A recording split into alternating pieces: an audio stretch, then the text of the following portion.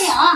Nha, chúng nó xin nói cho anh mình nói cái một cái cái chính nó chính nó. Cái chứ à, một số con đấy mà chúng nó là ban đầu mà chỉ sống không nó chỉ có lấy cái số tung à. Nha, sao mình nói nhiều rồi thấy nào sao?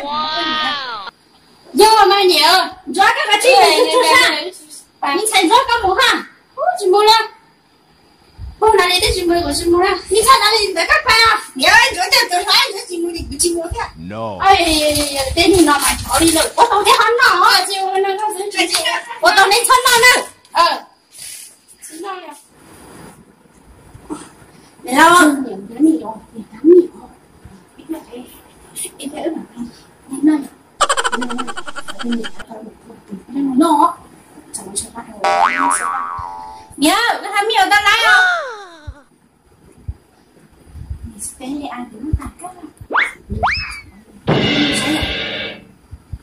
Sẽ được cái xe này. Mất mãi đây mẹ nó có trong đó.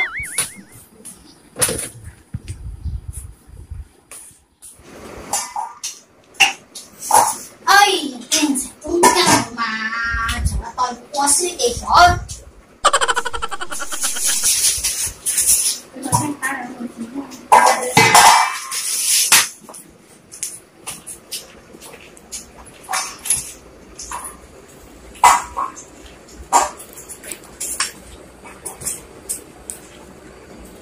Mọi thứ mình sẽ có cho là những quả sức. Ôi anh chị xóa đi luôn tôi xét thôi.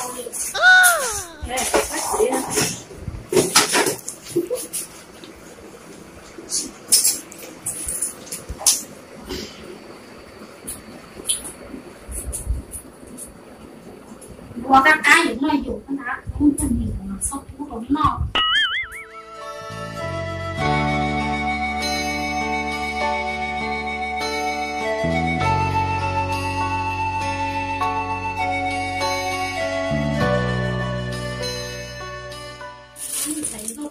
Cái này thì những này cũng xí cái khó ha, xí nó chỉ thả luôn. Okay.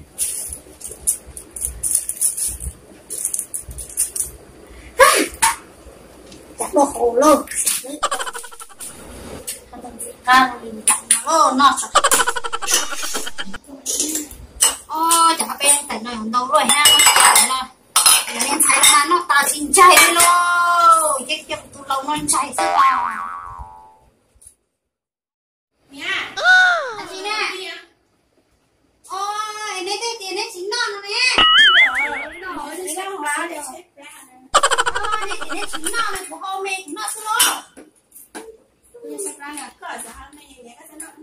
Oh no. Để nào có cho trắng à. Nó non đâu chứ cũng nó thế mà.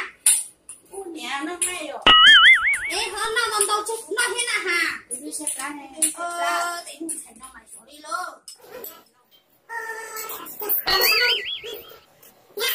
Nè bà ạ. Nè cái máu cua. Không đợi mà. Dạ, tên hình xài này chỉ đối yếu đi qua bê thân xài tiếng câu trò đi nó là chỉ qua đôi yếu hậu sư tôi xe luôn. Đã hậu sư ông tôi nói tiếng